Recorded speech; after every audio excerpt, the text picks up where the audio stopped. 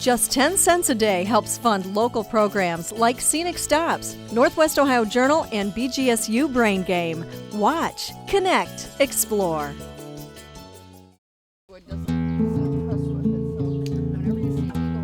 My name is Mona Rutger, and I'm the founder of Back to the Wild. Back to the Wild is a rehabilitation center for injured, orphaned, and displaced wild animals. Our whole entire mission is to get them returned back into the wild where they belong. If you walk through our center, you'll see we have a little bit of everything. Anything that lives in Ohio that's native. We have everything from bobcats to flying squirrels. We have red fox, ducks and geese and swans, herons, egrets, bitterns.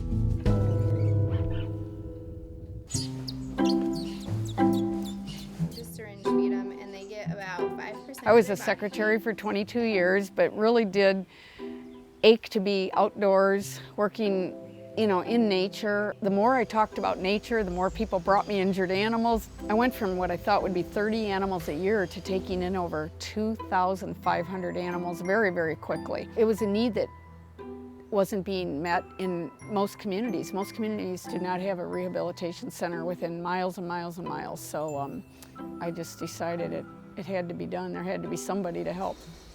Rehabilitators are not allowed to practice veterinary medicine. We can do some injections like for antibiotics. Our job as a rehabilitator is to provide the proper supportive care that an animal needs until it recovers enough to care for itself. We make sure they're getting the right therapy, the right exercise. We may even have to do physical therapy on their wings or legs, once they're unwrapped, build up their flight muscles if they've atrophied. Make sure they're getting their natural foods. 90% of the animals we rescue are human-related injuries that has nothing to do with the natural world. In the grand scheme of things, wildlife rehabilitation in itself is not going to make a great, great difference, but it's a vehicle to educate. We have outreach programs morning, noon, and night. We educate over 70,000 school kids a year. The teachers tell us over and over and over that we're covering everything required on the proficiency tests for kids in science and nature. They keep telling us that we have no idea what kind of impact we've made on their students, that they don't stop talking about their field trip for weeks on end, and how much they look forward to it each year. And when they come back, they want to immediately do something environmentally positive. It teaches kids compassion. It teaches them that they can make a difference. And I think that's really important for children to realize that they don't have to wait till they're adults. They're always told, oh, you're too little, you can't do anything. Kids can make a difference.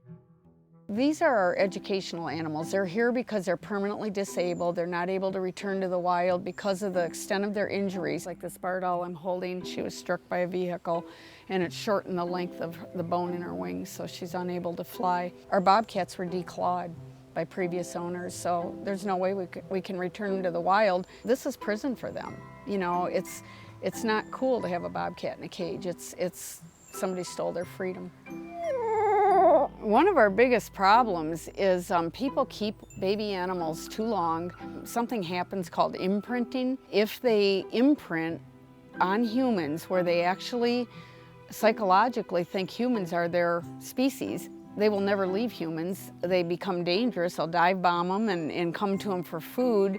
They're completely confused, and that's irreversible. Wild animals don't need our help. They don't need to be fed. Deer does not need to be fed in the winter months. Ducks and geese and swans that are fed a lot of corn in their diet and bread will literally break their legs when they land from nutritional deficiencies. It's against the law now to feed wild animals and encourage them to come near humans. They lose their edge on being wild. So again, that's another important part of our message, that we can actually poison or cause at least nutritional deficiencies in wildlife by hand feeding them. In many, many cases, we should leave things as they are and let nature take its course. This is not nature. So our message to the public is to respect the earth and not repeat the mistakes of past generations. We want children to understand how nature works and the impact we can have on habitats. You can literally reclaim land, and we need our farmland too. We need a balance. We just can't have all farmland or all wild. areas we have to coexist on this earth with wildlife and learn how to share. I think making a difference is our message to kids. You can make a difference. Every little thing you do that's positive, or if you do something negative. Collectively, if we each do something positive, it just makes a huge difference.